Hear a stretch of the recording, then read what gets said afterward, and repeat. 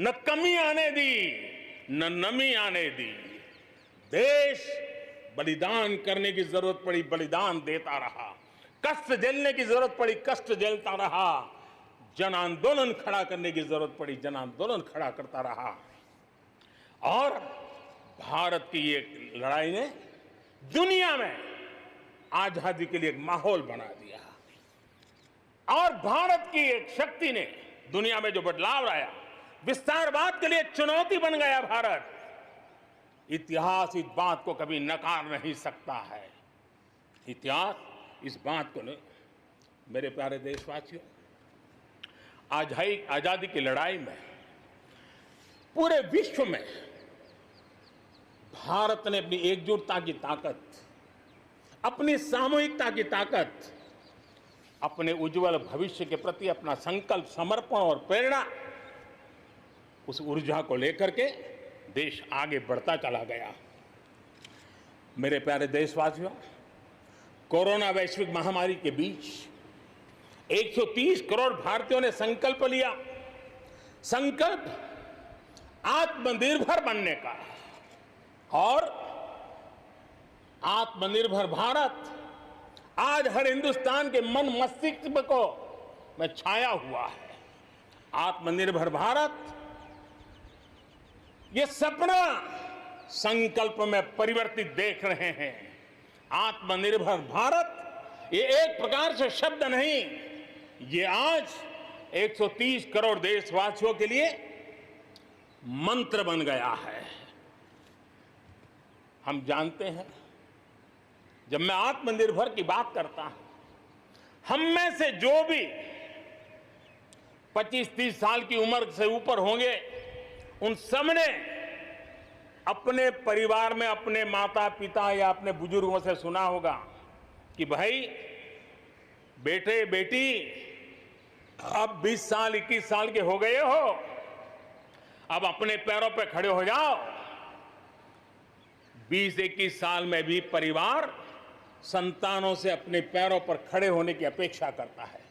हम तो आजादी के 75 वर्ष के एक कदम दूर है। तब हमारे लिए भी भारत जैसे देश को अपने पैरों पर खड़ा होना अनिवार्य है।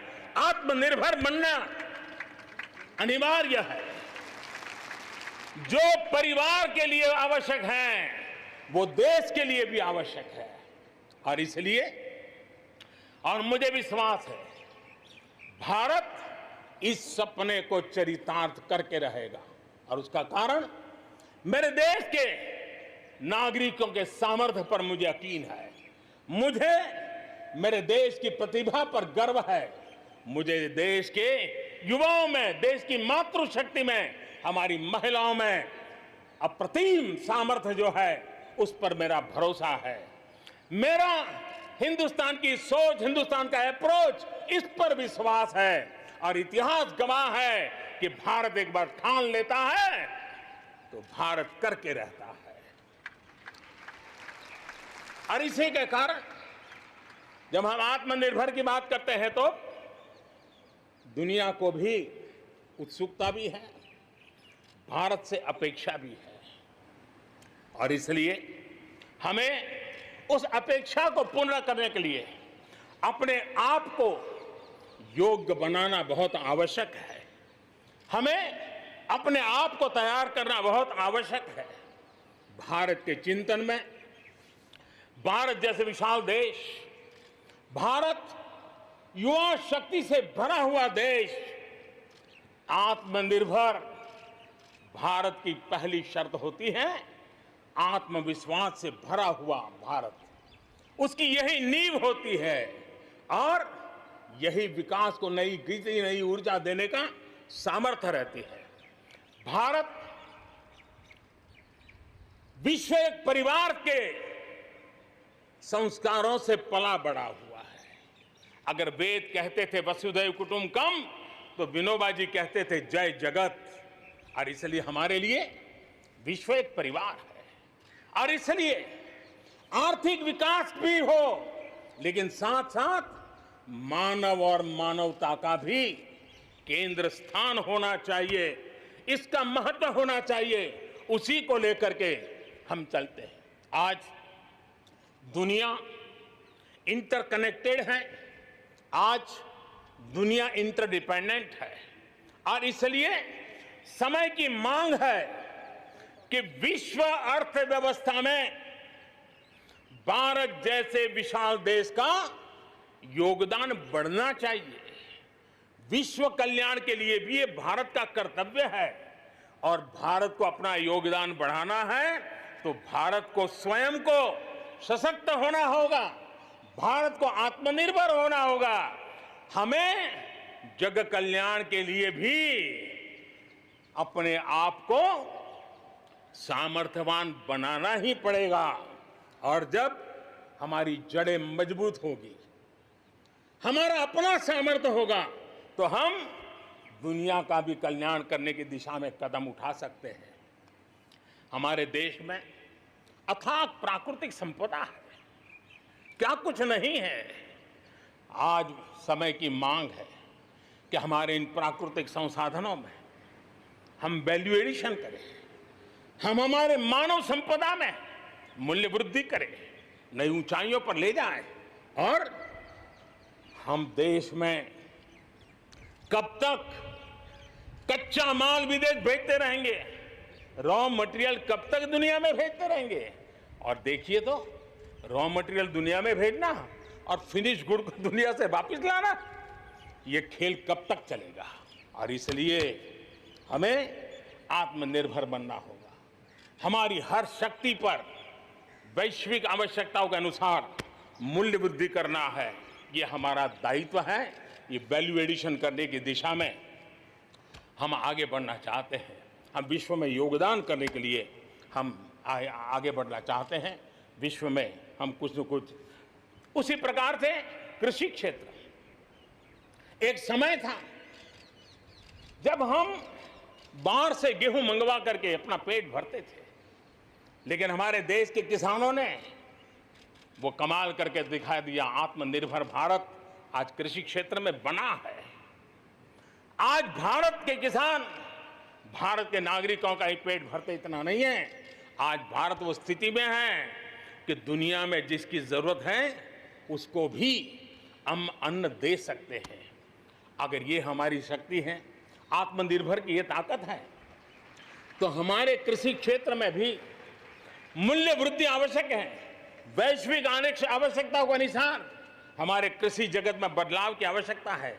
विश्व की अपेक्षाओं को पूरा करने के लिए हमने हमारे कृषि जगत को भी आगे बढ़ाने की जरूरत है।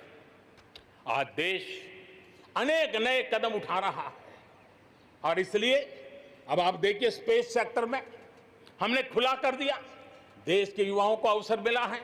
हमने कृषि क्षेत्र को कानूनों से मुक्त कर दिया, बंधनों से मुक्त कर दिया। हमने आत्मनिर्भर बनाने का प्रयास किया हुआ है। जब भारत स्पेस सेक्टर में ताकतवर बनता है तो पड़ोसियों को जरूर उसका लाभ होता है।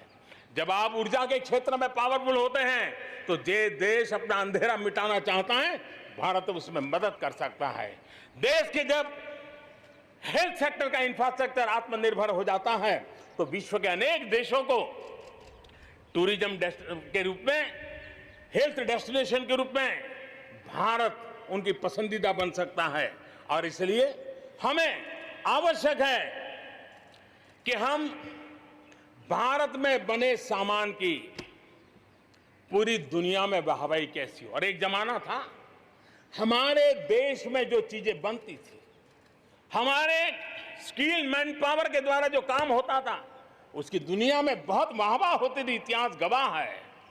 हमें जब आत्मनिर्भर की बात करते हैं तब सिर्फ इंपोर्ट कम करना इतना ही हमारी सोच नहीं है।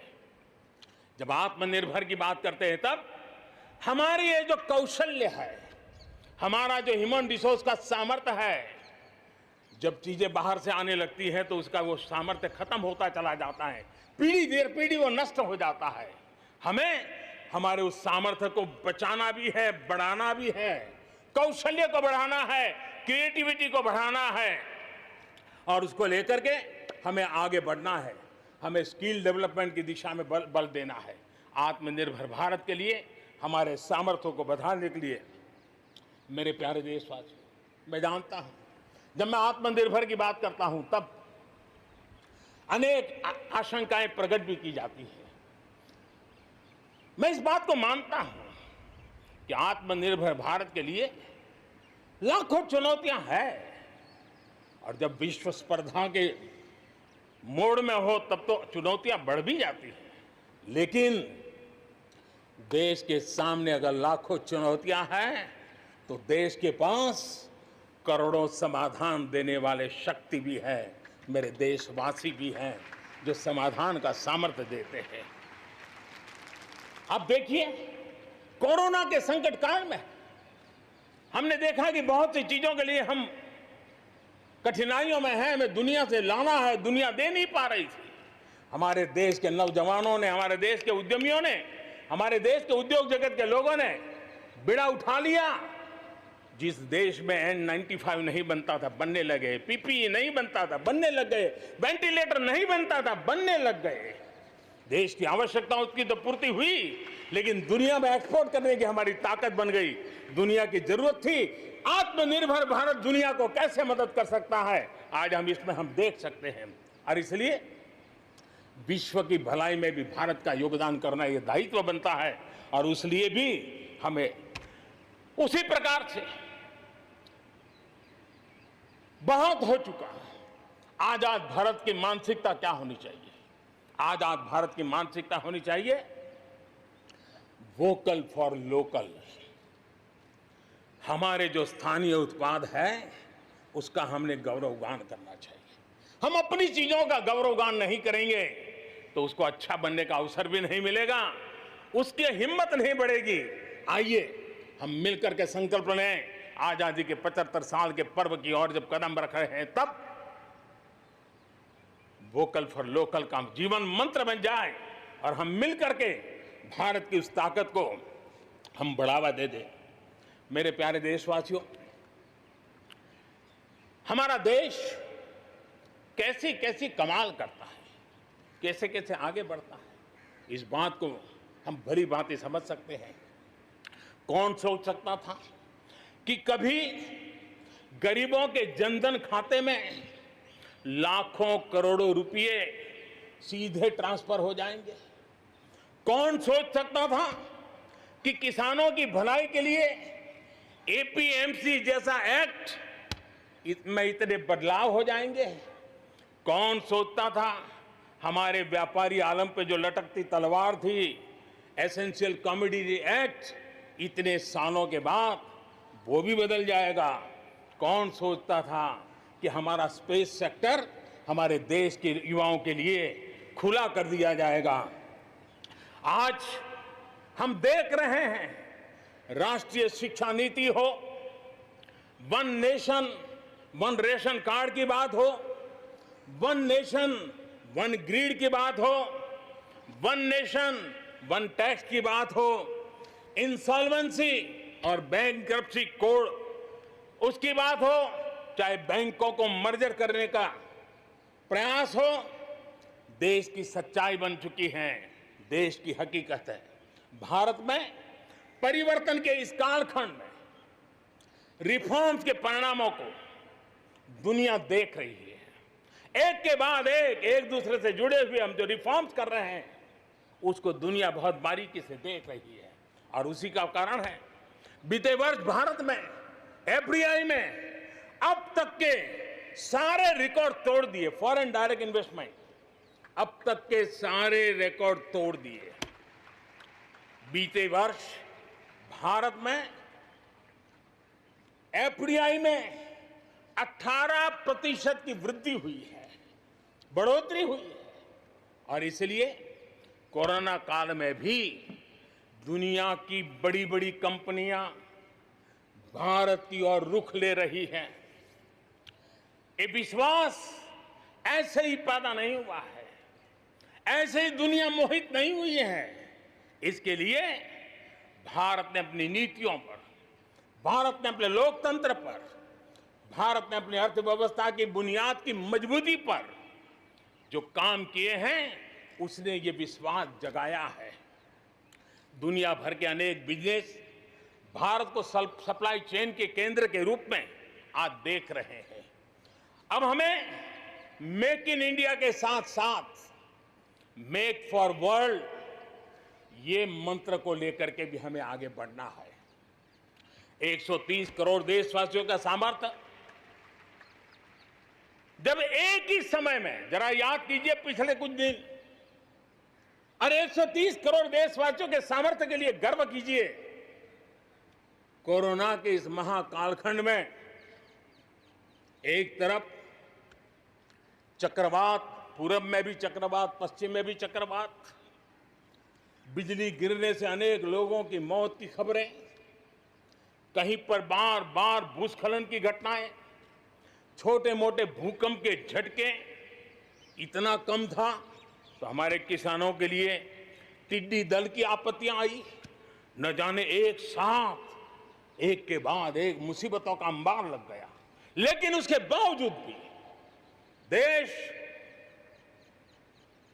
जरा भी अपना विश्वास नहीं खोया।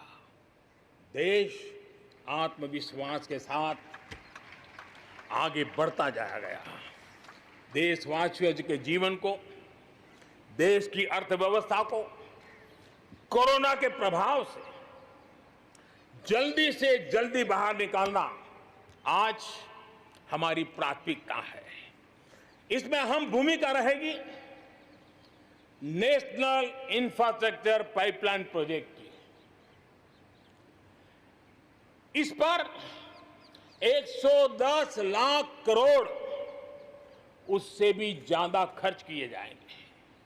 इसके लिए अलग अलग सेक्टर्स में लगभग 7,000 प्रोजेक्ट्स की पहचान कर ली गई है। इससे देश के ओवरऑल इंफ्रास्ट्रक्चर डेवलपमेंट को एक नई दिशा भी मिलेगी, एक नई गति भी मिलेगी। और इससे हमेशा ये कहा जाता है, ऐसे संकट की घड़ी में जितना ज्यादा इंफ्रास्ट्रक्चर को बल दिया जाए ताकि आर्थिक गतिविधि बढ़ती है, लोगों को रोजगार मिलता है, काम मिलता है, उसके जुड़े हुए कई काम एक साथ चल जाते हैं। छोटे बड़े उद्योग, किसान, हर मध्यम वर्ग को इसका बहुत लाभ होता है। और आज मैं एक बात स्मरण करना चाहता हूं, जब अटल बिहारी वाजपेयी हमारे देश के प्रधानमंत्री थे, तब उन्होंने स्वर्णिम चतुर्भुज की एक बहुत बड़ी दूरगामी असर पैदा करने वाली योजना को प्रारंभ किया था और देश के रोड नेटवर्क के इंफ्रास्ट्रक्चर को नेक्स्ट जनरेशन पर ले गए थे। आज भी वो स्वर्णिम चतुर्भुज की तरफ देश बड़े गर्व से देख रहा है। हाँ, हमारा हिंदुस्तान बदल रहा है, देख रहा है। मेरे प्यारे देशवासियों, अटल जी ने अपने समय में एक काम किया, लेकिन अब हमें उसे आगे ले जाना है, हमें नई ओर ले जाना है। और अब हम साइलोज में नहीं चल सकते। हम इंफ्रास्ट्रक्चर को, रोड का रोड वाला काम करेगा, रेल का रेल में चला जाएगा, न रेल का रोड से संबंध, न रोड का रेल से संबंध, न एयरपोर्ट का पोर्ट से संबंध, न पोर्ट का एयरपोर्ट से संबंध, न रेलवे स्टेशन का बस से संबंध, बस स्टेशन से संबंध, न बस स्टेशन का रेलवे। ऐसी स्थिति नहीं चले। अब हमें सारा इंफ्रास्ट्रक्चर एक कॉम्प्रिहेंसिव हो, इंटीग्रेटेड हो, एक दूसरे के पूरक हो। रेल से रोड पूरक हो, रोड से सी पोर्ट पूरक हो, सी पोर्ट से पोर्ट पूरक हो। ये हमें एक नए सदी के लिए हमें मल्टी मॉडल कनेक्टिविटी इंफ्रास्ट्रक्चर, इसको जोड़ने के लिए हम अब आगे बढ़ रहे हैं और ये एक नया आयाम होगा। बहुत बड़ा सपना लेकर के इस पर काम शुरू किया है और मुझे विश्वास है ये साइलोस को खत्म करके हमारे इस सारी व्यवस्था को एक नई ताकत देंगे। इसके साथ साथ हमारे समुद्री तट, विश्व व्यापार में समुद्री तटों का अपना बहुत महत्व होता है। जब हम पोर्ट लेड डेवलपमेंट को लेकर के चले हैं, तब हम आने वाले दिनों में समुद्री तट के पूरे हिस्से में 4 लेन रोड बनाने की दिशा में एक आधुनिक इंफ्रास्ट्रक्चर के लिए हम काम करेंगे। मेरे प्यारे देशवासियों, हमारे यहाँ शास्त्रों में एक बहुत बड़ी बात और बड़ी महत्वपूर्ण बात कही गई है। हमारे यहाँ शास्त्रों में कहा गया है, सामर्थ्य मूलम स्वातंत्रम, सामर्थ्य मूलम स्वातंत्रम, श्रम मूलम च वैभवम, श्रम मूलम च वैभवम। यानी किसी समाज की, किसी भी राष्ट्र की आजादी का स्रोत उसका सामर्थ्य होता है और उसके वैभव, उन्नति, प्रगति का स्रोत उसकी श्रम शक्ति है। और इसलिए सामान्य नागरिक, शहर हो या गांव, उसकी मेहनत का कोई मुकाबला नहीं है। मेहनत का समाज को जब सुविधाएं मिलती है, जीवन का संघर्ष, रोजमर्रा की मुसीबतें कम होती है, तो उसकी ऊर्जा, उसकी शक्ति बहुत खिल उठती है, बड़े कमाल करके देती है। बीते 6 वर्षों में देश के मेहनतकश नागरिकों का जीवन बेहतर बनाने के लिए अनेक विविध कामों का सिलसिला चलाया गया है, अनेक अभियान चलाए गए हैं। आप देखिए, बैंक खाता हो, पक्के घर की बात हो, इतनी बड़ी मात्रा में शौचालय बनाने हो, हर घर में बिजली कनेक्शन पहुंचाना हो, माताओं बहनों को धुएं से मुक्त करने के लिए गैस का कनेक्शन देना हो, गरीब से गरीब को बीमा सुरक्षा देने का प्रयास हो, 5 लाख रुपए तक अच्छे से अच्छे अस्पताल में मुफ्त इलाज कराने के लिए आयुष्मान भारत योजना हो, राशन की दुकानों को टेक्नोलॉजी से जोड़ने की बात हो, हर गरीब, हर व्यक्ति बिना किसी भेदभाव के पूरी पारदर्शिता के साथ उसको लाभ पहुंचाने में पिछले 6 साल ने बहुत अच्छी तरह प्रगति की है। कोरोना के संकट में भी इन व्यवस्थाओं में बहुत मदद मिली है। इस दौरान करोड़ों गरीब परिवारों को मुफ्त गैस सिलेंडर पहुंचना, राशन कार्ड हो या न हो, 80 करोड़ से ज्यादा मेरे देशवासियों को उनके घर का चूल्हा जलता रहे, 80 करोड़ देशवासियों को मुफ्त में अनाज पहुंचाने का काम हो, 90,000 करोड़ रुपए से ज्यादा सीधे बैंक खाते में पैसे ट्रांसफर हो। कुछ वर्ष पहले तो सोच भी नहीं सकते थे, कल्पना ही नहीं कर सकते थे कि दिल्ली 1 रुपये से 1 रुपया निकले और 100 के 100 पैसे गरीब के खाते में जमा हो जाए, ये पहले कभी सोचा भी नहीं जा सकता है। अपने ही गांव में रोजगार के लिए गरीब कल्याण रोजगार अभियान शुरू किया गया है। श्रमिक साथी खुद को रिस्किल करे, अपस्किल करे, इस पर विश्वास करते हुए, श्रम शक्ति पे भरोसा करते हुए, गांव के संसाधनों पर भरोसा करते हुए, हम वोकल फॉर लोकल को बल देते हुए, रीस्किल, अपस्किल के द्वारा हम हमारे देश की श्रम शक्ति को, हमारे गरीबों को एम्पावर करने की दिशा में हम काम कर रहे हैं। शहर में हमारे जो श्रमिक हैं, क्योंकि आर्थिक गतिविधि का केंद्र शहर है, गांव से लोग दूर दूर से शहरों में आते हैं। स्ट्रीट वेंडर्स हो, रेडी पट्टी वाले लोग हो, आज बैंकों से उनको सीधा पैसा देने की योजना चल रही है। लाखों लोगों ने इतने कम समय में, कोरोना के कालखंड में इसका फायदा उठाया है। अब उनको कहीं से ज्यादा ब्याज से खानगी स्तर पर पैसे लेने की जरूरत नहीं पड़ेगी, बैंक से वो अधिकार से अपने पैसे ले पाएगा। उसी प्रकार से जब शहर में हमारे श्रमिक आते हैं, उनको रहने की अगर अच्छी सुविधा मिल जाए तो उनकी कार्य क्षमता में भी बहुत बढ़ोतरी होती है। और इसी बात को ध्यान में रखते हुए शहर के अंदर उनके लिए हमने आवास की व्यवस्था की एक बहुत बड़ी योजना बनाई है, ताकि शहर के अंदर जब श्रमिक आएगा तो वो अपने काम के लिए मुक्त मन से, पूरे विश्वास के साथ आगे बढ़ पड़ेंगे। मेरे प्यारे देशवासियों, ये भी सही है कि विकास की इस यात्रा में भी हमने देखा है, जैसे समाज जीवन में कुछ तबके पीछे रह जाते हैं, गरीबी से बाहर निकल नहीं पाते हैं, वैसे राष्ट्र जीवन में भी कुछ क्षेत्र होते हैं, कुछ भूभाग होते हैं, कुछ इलाके होते हैं जो पीछे रह जाते हैं। आत्मनिर्भर भारत बनाने के लिए हमारे लिए संतुलित विकास बहुत आवश्यक है। और हमने 110 से ज्यादा आकांक्षी जिले आइडेंटिफाई किए हैं। उन 110 जिले जो एवरेज से भी पीछे हैं, उनको राज्य की और राष्ट्र की एवरेज तक ले आना है। सभी पैरामीटर में लेता है।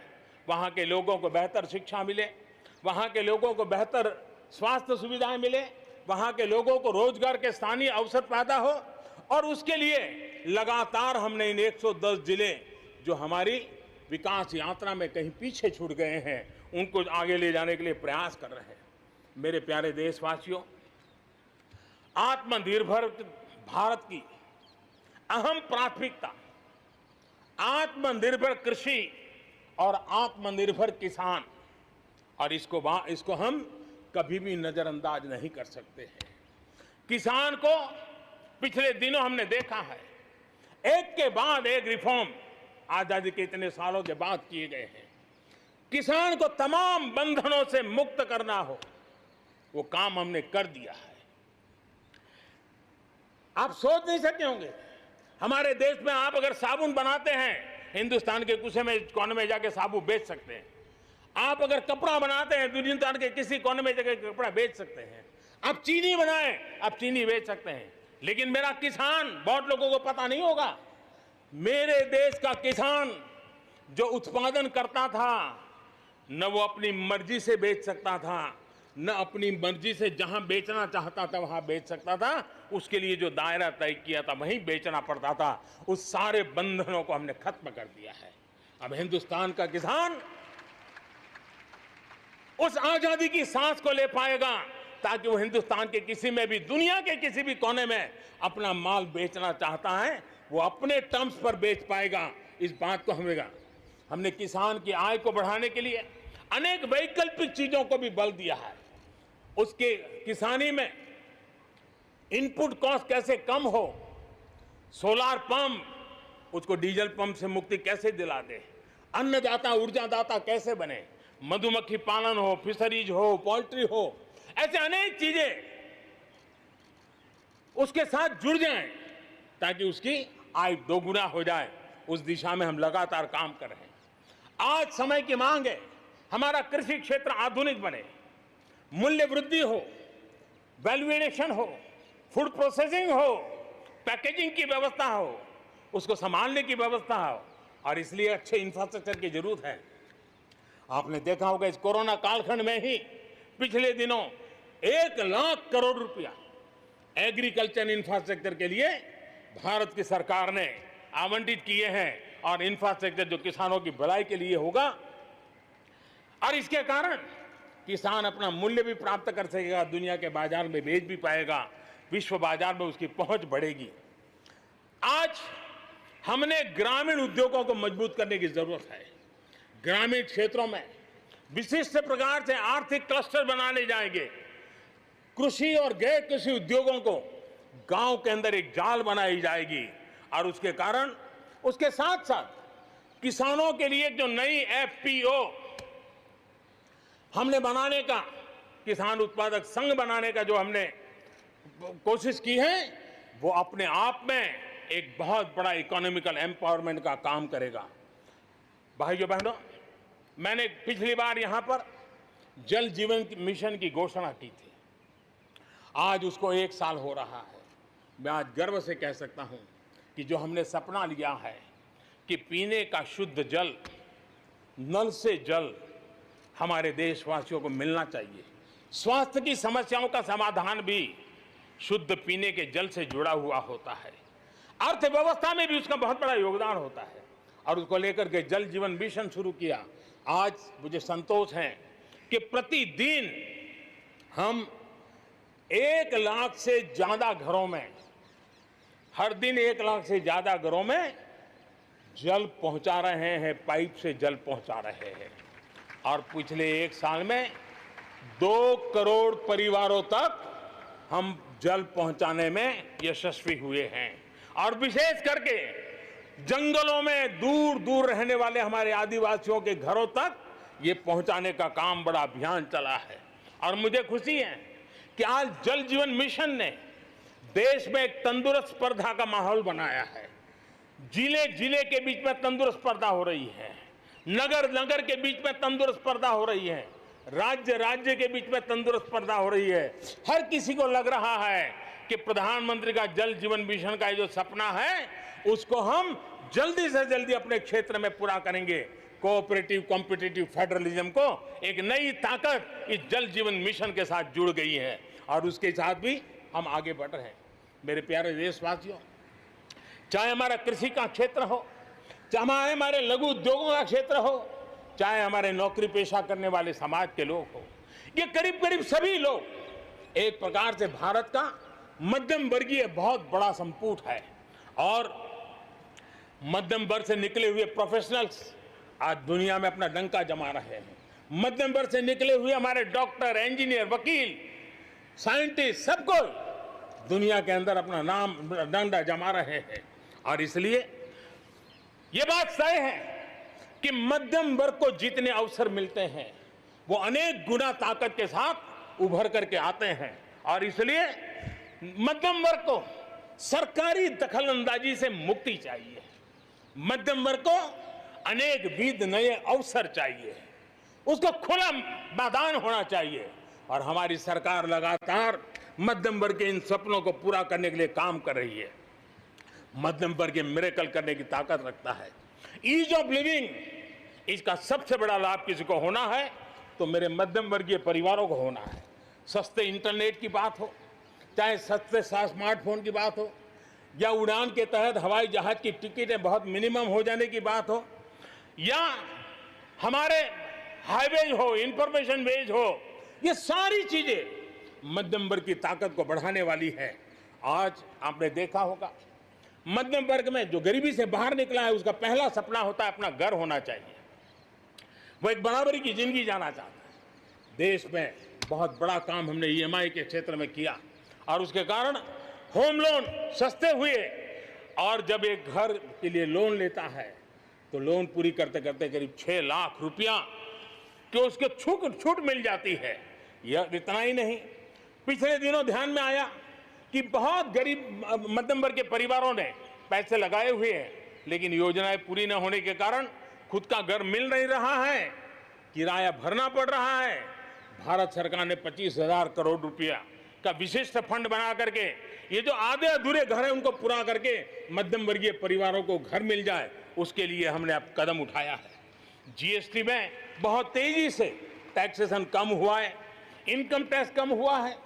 आज मिनिमम उस प्रकार के व्यवस्थाओं के साथ हम देश को आगे बढ़ाने का प्रयास कर रहे हैं।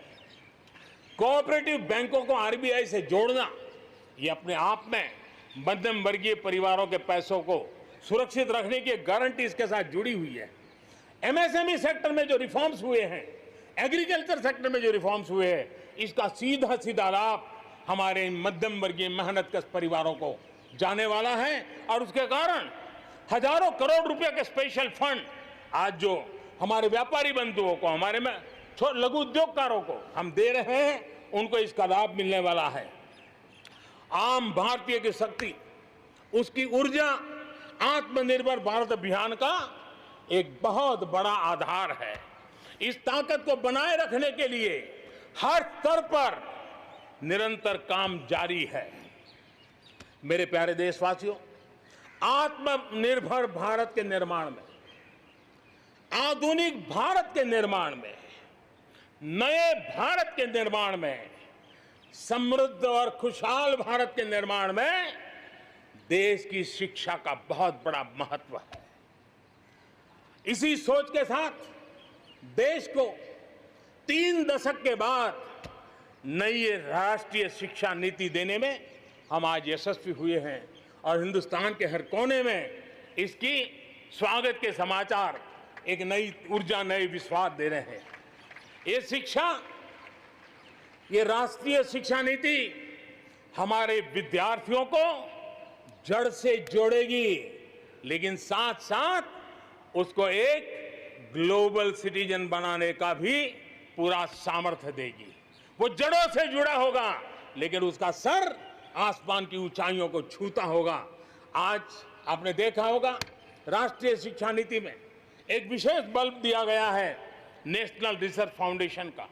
क्योंकि देश को प्रगति करने के लिए इनोवेशन बहुत आवश्यक होता है। इनोवेशन को जितना बल मिलेगा, रिसर्च को जितना बल मिलेगा, उतना ही देश को आगे ले जाने में और कॉम्पिटिटिव वर्ल्ड के अंदर आगे बढ़ने में बहुत ताकत मिलेगी। आपने सोचा होगा, क्या कभी इतना तेजी से गांव तक ऑनलाइन क्लासेस का इतना माहौल बन जाएगा? कभी कभी आफत में भी कुछ ऐसी चीजें उभर करके आ जाती हैं, नई ताकत दे देती हैं। और इसलिए आपने देखा होगा, कोरोना काल में ऑनलाइन क्लासेस एक प्रकार से कल्चर बन गया है। आप देखिए, ऑनलाइन डिजिटल ट्रांजैक्शन वो भी कैसे बढ़ रहे हैं। भीम यूपीआई गत एक महीने में, यानी किसी को भी गर्व होगा कि भारत जैसे देश में यूपीआई भीम के द्वारा गत एक महीने में 3 लाख करोड़ रुपए का ट्रांजैक्शन हुआ है। ये अपने आप में हम किस प्रकार से बदली हुई स्थितियों को स्वीकार करने लगे हैं, ये इसका नमूना है। आप देखते हैं, 2014 से पहले हमारे देश में 5 दर्जन पंचायतों में ऑप्टिकल फाइबर था। गत 5 वर्ष में 1.5 लाख ग्राम पंचायतों तक ऑप्टिकल फाइबर नेटवर्क पहुंच चुका है, जो आज इतना मदद कर रहा है। सभी पंचायतों में पहुंचने के लक्ष्य के साथ हमने काम शुरू किया था। जो 1 लाख पंचायतें बाकी हैं, वहां भी तेजी से काम चल रहा है। लेकिन बदली पड़ी हुई परिस्थिति में गांव की भी डिजिटल इंडिया में भागीदारी अनिवार्य बन गई है। गांव के लोगों को भी इस प्रकार की ऑनलाइन सुविधाओं की जरूरत बढ़ गई है। इसको ध्यान में रखते हुए पहले जो हमने कार्यक्रम बनाया था, हर पंचायत तक पहले पहुंचेंगे, लेकिन आज मैं आपसे बताना चाहूंगा कि अब हमने तय किया है कि सभी 6 लाख से ज्यादा जो हमारे गांव है, उन सभी गांवों में ऑप्टिकल फाइबर नेटवर्क पहुंचाया जाएगा। जरूरत बदली है तो हमने प्रायोरिटी भी बदली है। 6 लाख से अधिक गांवों में हजारों लाखों किलोमीटर ऑप्टिकल फाइबर का काम चलाया जाएगा।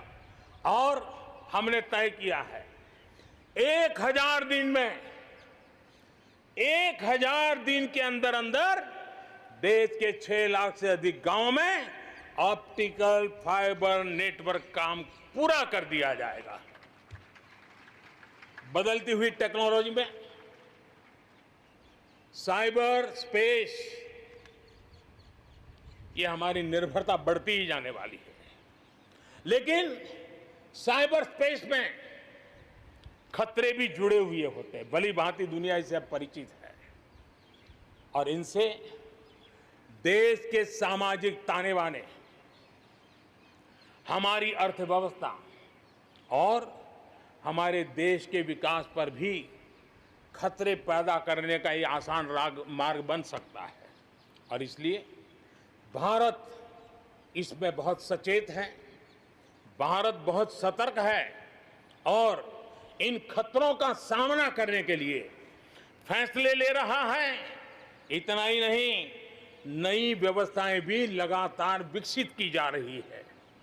बहुत ही अल्प समय में नई साइबर सुरक्षा रणनीति, इसका एक पूरा खाका देश के सामने आएगा। आने वाले समय में सब इकाइयों को जोड़ करके हम इस साइबर सिक्योरिटी के अंदर सबको एक साथ चलना पड़ेगा। उसके लिए आगे बढ़ने की रणनीति बनाएंगे। मेरे प्यारे देशवासियों, भारत में महिला शक्ति को जब जब भी अवसर मिले, उन्होंने देश का नाम रोशन किया, देश को मजबूती दी है। महिलाओं को स्वरोजगार और रोजगार के समान अवसर देने के लिए आज देश प्रतिबद्ध है। आज भारत में महिलाएं अंडरग्राउंड कोयले की खदान में काम कर रही हैं, तो आज मेरे देश की बेटियां फाइटर प्लेन भी उड़ा करके आसमान की बुलंदियों को चूम रही है। आज भारत दुनिया के उन देशों में है जहां नौसेना और वायुसेना में महिलाओं को कॉम्बैट रोल में शामिल किया जा रहा है। गर्भवती महिलाओं को सैलरी के साथ 6 महीने की छुट्टी देने का फैसले की बात हो, हमारे देश की महिलाएं जो 3 तलाक के कारण पीड़ित रहती थी, वैसी हमारी मुस्लिम बहनों को मुक्ति दिलाने, आजादी दिलाने का काम हो, महिलाओं के आर्थिक सशक्तिकरण की बात हो। 40 करोड़ जो जनधन खाते खोले गए हैं, उसमें 22 करोड़ खाते हमारी बहनों के हैं। कोरोना काल में करीब 30,000 करोड़ रुपए इन बहनों के खाते में जमा कर दिए गए हैं। मुद्रा लोन 25 करोड़ के करीब मुद्रा लोन दिए गए, उसमें 70% मुद्रा लोन लेने वाली हमारी माताएं बहनें हैं। प्रधानमंत्री आवास योजना के तहत जो खुद का घर मिल रहा है, उसमें अधिकतम रजिस्ट्री भी महिलाओं के नाम हो रही है। मेरे प्यारे देशवासियों, गरीब बहन बेटियों की बेहतर स्वास्थ्य की भी चिंता ये सरकार लगातार कर रही है। हमने जन औषधि केंद्र के अंदर 1 रुपये में सैनिटरी पैड पहुंचाने के लिए एक बहुत बड़ा काम किया।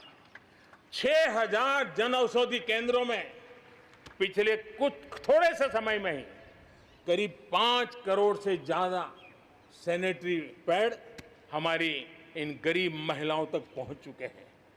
बेटियों में कुपोषण खत्म हो, उनकी शादी की सही आयु क्या हो, इसके लिए हमने कमेटियां बना की रचना की है।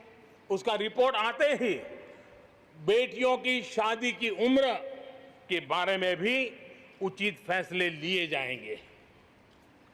मेरे प्यारे देशवासियों, इस कोरोना के सेक्टर में कालखंड में हेल्थ सेक्टर की तरफ ध्यान जाना बहुत स्वाभाविक है और इसलिए आत्मनिर्भर की सबसे बड़ी सीख हमें हेल्थ सेक्टर ने इस संकट के काल में सिखा दी है और उस लक्ष्य में प्राप्त करने के लिए हमें आगे भी बढ़ना है।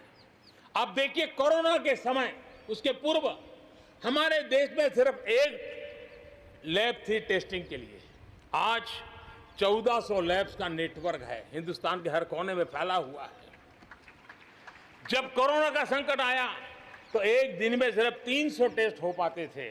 इतने कम समय में हमारे लोगों ने वो शक्ति दिखा दी है कि आज हर दिन 7 लाख से ज्यादा टेस्ट हम कर पाए। कहां 300 से शुरू किया था और कहां हम 7 लाख तक पहुंच गए। देश में नए एम्स, नए मेडिकल कॉलेज का निर्माण, आधुनिकीकरण की दिशा में निरंतर प्रयास ये हम कर रहे हैं। 5 साल में MBBS, MD में 45,000 से ज्यादा स्टूडेंट्स के लिए सीटों की बढ़ोतरी की गई है। गांव में 1.5 लाख से ज्यादा वेलनेस सेंटर और उसमें से करीब 1/3 तो ऑलरेडी कार्यरत हो गए हैं, जिन्होंने इस कोरोना में बहुत बड़ी मदद की है। कोरोना के काल में वेलनेस सेंटर्स की भूमिका ने गांव की बहुत बड़ी मदद की है। हेल्थ सेक्टर में आज से एक बहुत बड़ा अभियान शुरू होने जा रहा है और उसमें टेक्नोलॉजी का भी बहुत बड़ा रोल रहेगा। आज से नेशनल डिजिटल हेल्थ मिशन उसका भी आरंभ किया जा रहा है। भारत के हेल्थ सेक्टर में ये एक नई क्रांति ले आएगा। इलाज में आने वाली परेशानियां कम करने के लिए टेक्नोलॉजी का बहुत सुविचारित रूप से उपयोग होगा। प्रत्येक भारतीय को हेल्थ आईडी दी जाएगी। ये हेल्थ आईडी प्रत्येक भारतीय के स्वास्थ्य खाते की तरह काम करेगी।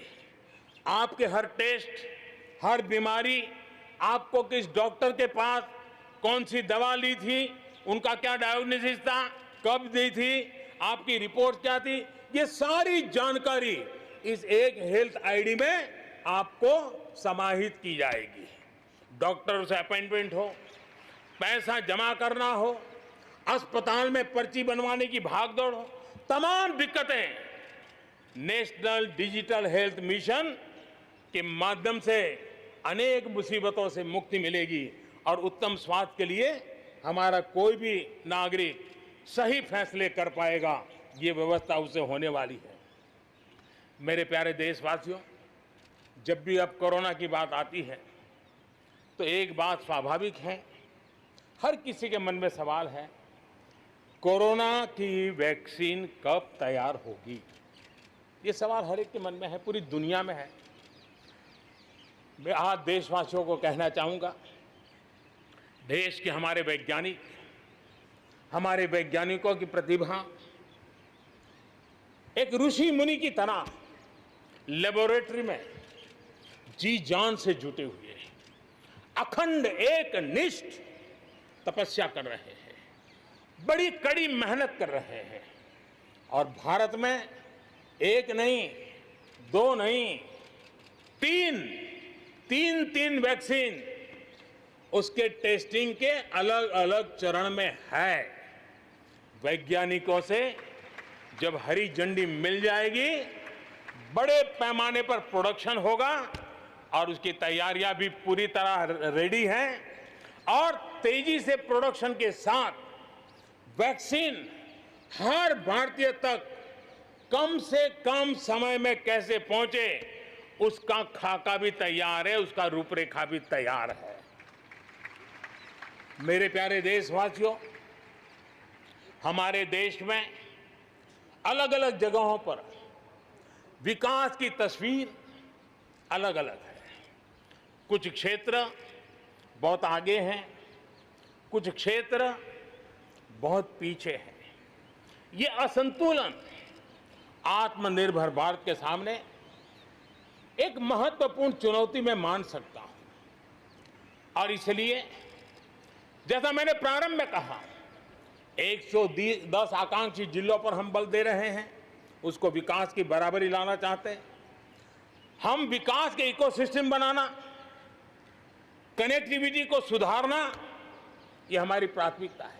अब आप देखें, हिंदुस्तान का पश्चिमी भाग और हिंदुस्तान को मध्य से देखिए, हिंदुस्तान का पूर्वी भाग, पूर्वी उत्तर प्रदेश हो, बिहार हो, बंगाल हो, नॉर्थ ही हो, उड़ीसा हो, ये सारे हमारे क्षेत्र अपार संपदा है, प्राकृतिक संपदा के भंडार है।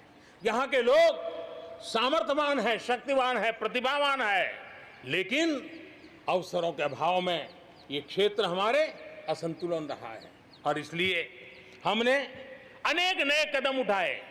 ईस्टर्न डेडिकेटेड फ्रेट कॉरिडोर हो, पूर्व में गैस पाइपलाइन से जोड़ने की बात हो, नए रोड रेल का इंफ्रास्ट्रक्चर खड़ा करना हो, वहाँ नए पोर्ट बनाने हो, यानी एक प्रकार से पूरा डेवलपमेंट के लिए जो इंफ्रास्ट्रक्चर का खाका होना चाहिए, बड़ा होलिस्टिक तरीके से विकसित हम कर रहे हैं, ताकि हमारे क्षेत्र भी विकास की दिशा में।